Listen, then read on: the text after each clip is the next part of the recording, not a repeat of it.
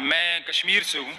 कश्मीर जी जी। अब मैं प्रयागराज में रहता हूँ 20 साल से। जी सबसे पहले आपका और अधीक्षक महोदय का बहुत बहुत धन्यवाद, जिन्होंने हम लोगों को इंसान समझा।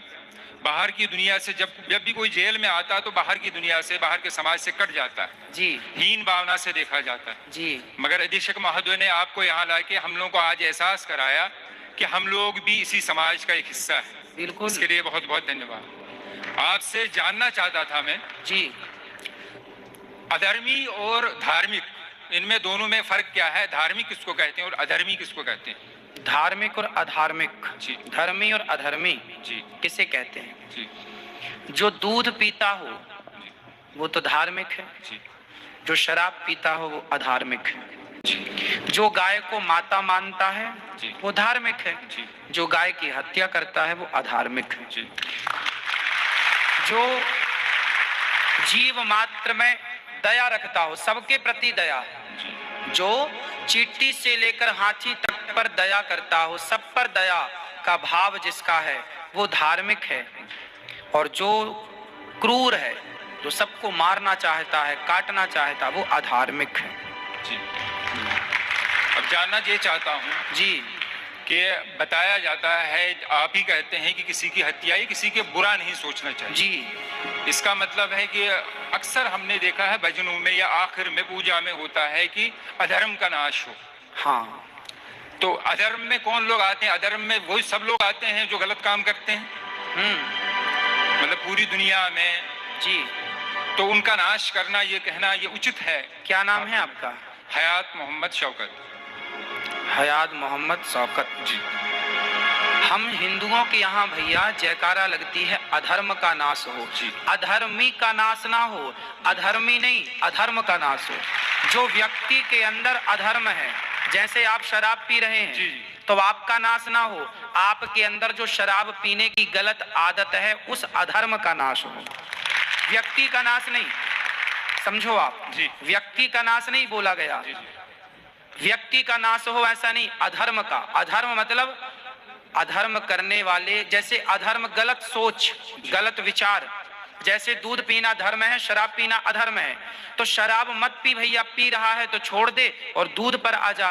तो अधर्म का नाश हो का मतलब है व्यक्ति का नाश नहीं, व्यक्ति के भीतर की बुराई। इसलिए तो सनातन संस्कृति श्रेष्ठ है मेरे भाई, कि हम हिंदू, हम सनातनी व्यक्ति का नाश नहीं चाहते, उसके अंदर की बुराई का नाश चाहते हैं। थोड़ा सा और समझ जाऊंगा मैं। जी। अगर आपकी नज़र में इसका अर्थ मैं इतना समझा हूँ, बड़े ही मतलब रेस्पेक्टली आपसे कह रहा हूँ मैं, जी कि सनातन धर्म बहुत अच्छा है। जी इसका अर्थ यही समझ पाया हूँ मैं। जी जी कि इसमें किसी की हत्या नहीं चाहते। बिल्कुल बिल्कुल। फिर हमारा देश ऐसा क्यों नहीं करता? हथियारों पे करोड़ों नहीं अरबों रुपया खर्च किया जाता हथियार खरीदने के लिए। ठीक है। किस लिए खरीदा जाता है हथियार जी गुरुजी? जी कि हम दुश्मन से अपनी सुरक्षा करें। बिल्कुल बिल्कुल। फिर ऐसा क्यों नहीं करते हम लोग सबको कहें, अगर मुझे कोई मारने आए, जैसे आप कहते हैं कि हत्या पाप है, अगर मुझे कोई मारने आए, कत्ल करने आए, क्या मैं उससे ये कहूं कि भैया मैं सनातनी हूं, तुम मुझे मार दो मगर मैं तुम्हारे ऊपर हाथ नहीं उठा सकता? ना, इसकी परिभाषा समझनी पड़ेगी। हमारे हाथ में यदि माला है तो समय आने पर भाला भी हो सकता है। यदि हमारे मन में, देखिए हमारे हृदय में दया है, हमारे हृदय में दया है, कायरता नहीं है। हम आपको देखेंगे कि आप दया के योग्य हैं तो आप पर दया करेंगे, और यदि देखेंगे कि आप दया के योग्य नहीं हैं तो घर में घुस के हनुमान जी लंका भी जलाते हैं।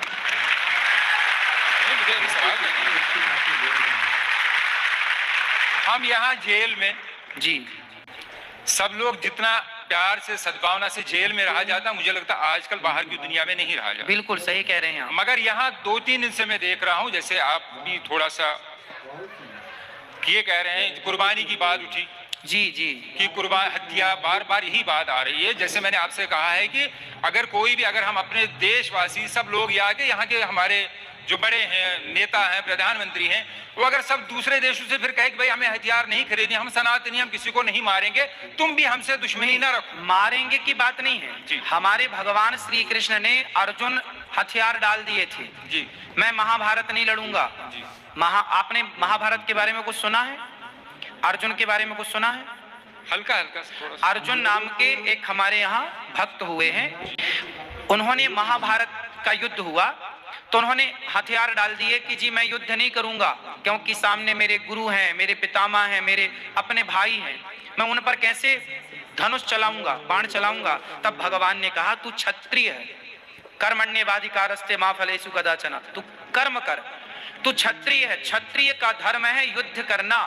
हम बेवजह किसी को नहीं मारते भैया, हम बेवजह किसी चींटी को भी, हमारे यहाँ दाना डालने की परंपरा है, कुत्ते को रोटी देने की परंपरा है, गाय को रोटी देने की परंपरा है, कबूतरों को पक्षियों को दाना डालने की परंपरा है। बेवजह किसी को नहीं मारते, पर कोई छेड़ता है तो छोड़ते भी नहीं है।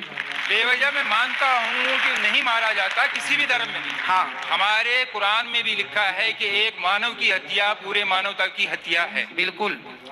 सब धर्म, ये आप भी मानते होंगे कि कोई भी धर्म किसी को मारने की इजाजत नहीं देता। बिल्कुल, बिल्कुल। धर्म कोई भी बुरा नहीं। हाँ। अगर मैं शराब पी रहा हूँ इसका मतलब नहीं कि मेरा धर्म बुरा है। जी जी। अगर कोई मेरा हिंदू भाई कोई गलत काम कर रहा है इसका मतलब मैं उंगली उसके धर्म पे नहीं उठा सकता। बिल्कुल, उसका व्यक्तिगत सोच है, व्यक्तिगत उसकी गलती है। बिल्कुल बिल्कुल। मगर एक बात मैं बता दूं कि अगर एक प्रोफेसर एक दूसरे क्लास के, सेकंड क्लास के बच्चे को 12th क्लास का सवाल पूछे, हाँ, तो क्या वो जवाब दे पाएगा गुरुजी? बिल्कुल नहीं दे पाएगा। सही है। इसी तरह आप जितने ज्ञानी हैं, मगर यहाँ प्रश्न ऐसे लोगों से, हम बेचारे, हम तो जेल में बंद जी, और इतने ज्ञानी नहीं है। जी जी। तो उससे गलत सोच, कुछ जगह थोड़ा गलत मैसेज जाता है कि नहीं हमारे धर्म में, अगर जैसे कुर्बानी की बात लीजिए आप, हाँ, कुर्बानी जो ईश्वर, जिसको अल्लाह मैं कहता हूँ, आप ईश्वर कहते हैं, जो अदृश्य है, जी जी, जिसने इस पूरी सृष्टि का निर्माण किया है, बिल्कुल सब कुछ मेरे लिए, पानी, खाना, जो कुछ अन्न मुझे दिया है उसी ईश्वर ने दिया है। जी जी। पानी, जल दिया है उसी ईश्वर ने दिया है। बिल्कुल। माफी चाहता हूँ कि मेरी हिंदी इतनी अच्छी ना, आप अच्छा बोल रहे हैं भैया, बहुत अच्छा बोल रहे हैं आप। जो कुछ भी इस धरती पे है एक मनुष्य के लिए दिया है। जी जी। अब मैं इतनी बात जानता हूँ कि अगर वही ईश्वर जी। और एक तरफ मेरे पिताजी हों और एक प्रश्न करें कि मैं तुमसे कुछ चाहता हूँ, और मुझे उस टाइम किसकी माननी चाहिए? अपने पिताजी की, ईश्वर की? या मैं आपसे सवाल नहीं कर रहा हूँ। हाँ। मेरी नजर में मुझे उस टाइम उस ईश्वर की माननी चाहिए जिसने ये सारी धरती, जिसने सारी फैसिलिटीज मुझे दी हैं। तो मेरा ईश्वर, मेरा अल्लाह मुझसे कह रहा है कि देखो मैंने तुम्हारे लिए सब कुछ दिया है, तुम्हारे इतने प्यारे माँ बाप दिए, सब कुछ दिया है, और सब कुछ मेरा ही है। चाहे इस दुनिया में बकरी, जो भी जानवर भी वो भी मेरे हैं। अब तुमसे मैं कुछ मांगता हूँ, अच्छा, तुम मेरे लिए कुछ दान कर सकते हो जी। इंसान की नहीं मांग रहा, जो हमारे प्रॉफिट जो रह चुके हैं उन्होंने उनको अपने बेटे को दिया था। जी जी। मगर उसके बाद कहा गया है कि तुम मेरे लिए कुछ कर सकते हो। जी। मैं तो उनके लिए, अपने अल्लाह के लिए जान भी दे सकता हूँ। जी जी। तो उसके बदले मैं जो हुक्म मिला है कि आप ऐसा कीजिए, ये दान किया कीजिए, तो ये सिर्फ इसलिए है कि एक प्रथा है कि मैं हमेशा हर पल तैयार हूँ।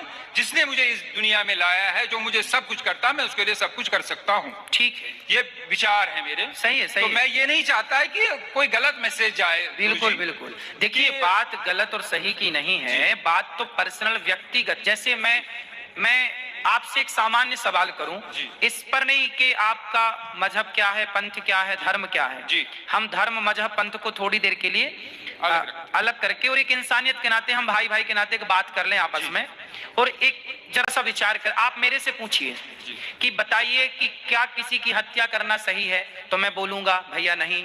ऐसे ही मैं आपसे पूछता हूं एक सामान्य चर्चा के नाते कि बताओ किसी की हत्या, हम भगवान को, अल्लाह को अभी इस बात से अलग रखें, बस एक सामान्य दृष्टिकोण से बात करें कि बताओ, आप मेरे से पूछे, अभी आपने पूछा मेरे से, तो मैंने बताया कि हत्या करना गलत है। अब मैं आपसे पूछ रहा हूं कि बताइए क्या किसी की हत्या करना सही है?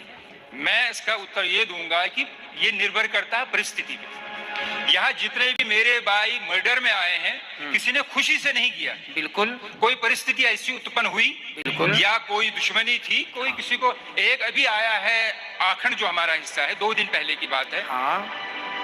उसकी बहन को किसी ने बलात्कार किया था। वो लड़का बलात्कारी अंदर आया, मगर वो 2 महीने में जमानत पे छूट गया, तो उसके भाई ने उसको बाहर मार दिया। मैं ये नहीं कह रहा हूं कि वो हत्या सही है, करना जी, सही जी, है, जी। मगर परिस्थिति ऐसी होती है। और एक अफसोस की बात है ये यहाँ में प्रशासन की, कौन से प्रशासन, जो बाहर का कानून व्यवस्था हमारी है, बिल्कुल, बिल्कुल। कि वहाँ गरीब बेचारा तो मारा जाता है, अमीर पैसा देके निकल जाता है। इस देखो, चीज आपने भी देखा हो। आपने अभी बताया कि जैसी परिस्थिति में किसी ने मर्डर कर दिया, जी, जी। परिस्थिति में किसी ने गलत किया, जी।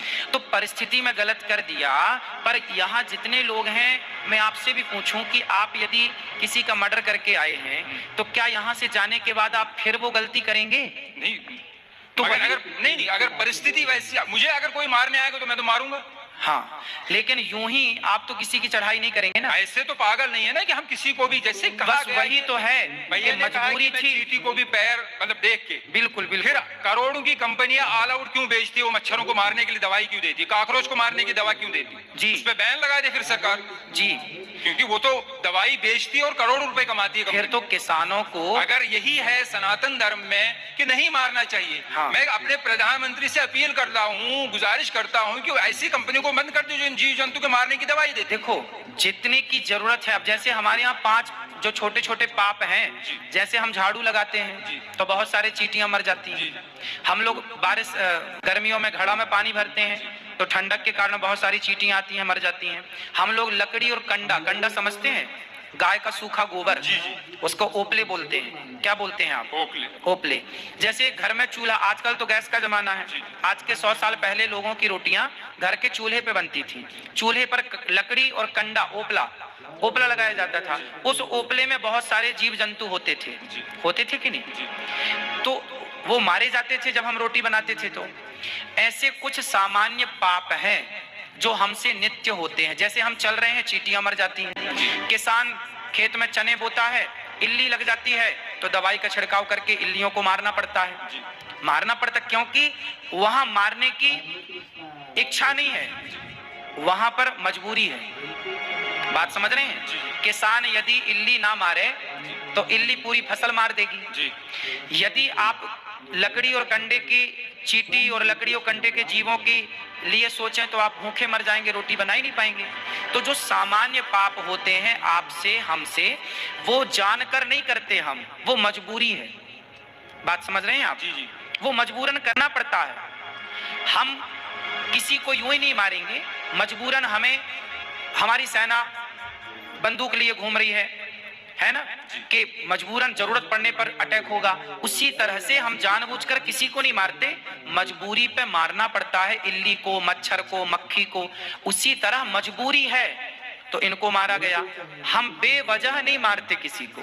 बात ये नहीं है कि आप क्यों मारते हैं, बात ये है कि वे वजह क्यों मारते हैं। बस बात ये है, बेवजह। वही मैं भी कह रहा हूँ ना कि ये गलत धारणा है कि हमारे धर्म में शायद किसी को बिला वजह मारा जाता है। जी। ऐसी धारणा बाहर न जाए। हर धर्म, कोई भी धर्म नहीं सिखाता। हाँ, बस बात भाई ताली बजा रहे हैं कि आपकी बात पे सही बात है, मगर किसी भी धर्म में, हमारे धर्म में, अगर ये मुझे एक, जिसको लाइफ साइकिल कहते हैं, जीवन चक्र, कि ये चीजें हैं। अगर पेड़ काटना भी पाप है, हाँ, मगर रबर, अगर पेड़ ना काटा जाए, रबर ट्री जो होता है, तो गाड़ियों के टायर नहीं बनेंगे। बिल्कुल। वो आवश्यकता है, जिस गद्दी पे आदमी बैठ, आवश्यकता है, बिल्कुल।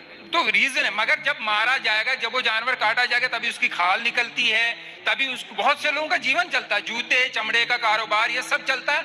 तो उसी ऊपर वाले ने दिया, उसी ने अगर हमें परमिशन दी है कि आप इसको मार के कुर्बानी या खा सकते हैं, तो इसमें मेरी नजर में कोई गलत बात नहीं। ठीक है, आप यदि रीजन दे रहे हैं तो नहीं, रीजन, मैं आपकी बात को काट नहीं रहा हूँ, साइंटिफिकली एक प्रूफ है। हाँ। गुरुजी, आखिरी बात कर रहा हूँ जी, कि जो शाकाहारी जानवर होता है, उसके जो टीथ होते हैं, दांत होते हैं, वो सपाट होते हैं। और जो मांसाहारी होता है, चाहे वो कुत्ता हो चाहे वो शेर हो, जो मांस खाता है, उसके 4 दांत नोकीले होते हैं। मगर ऊपर वाले ने मनुष्य को भी 4 नोकीले दांत दिए।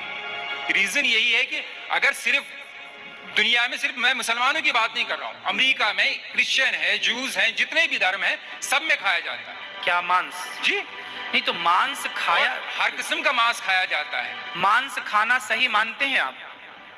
जब मुझे मेरे ईश्वर ने, जिसने मुझे जना है, उसने परमिशन दी है, तो तब तो मैं कोई बात मानूंगा। आपके हिसाब से सही है, पर हम हिंदुओं के हिसाब से, हम देखो मांसाहारी जो कुत्ता होता है ना, जितने भी मांसाहारी जानवर हैं वो जिह्वा से पानी पीते हैं। कुत्ता चाट कर पानी पीता है, शेर चाट कर पानी, बिल्ली चाट कर। लेकिन जो शाकाहारी जानवर हैं, बकरी है, गाय है, ये होंठों से, मुंह से पानी पीते हैं।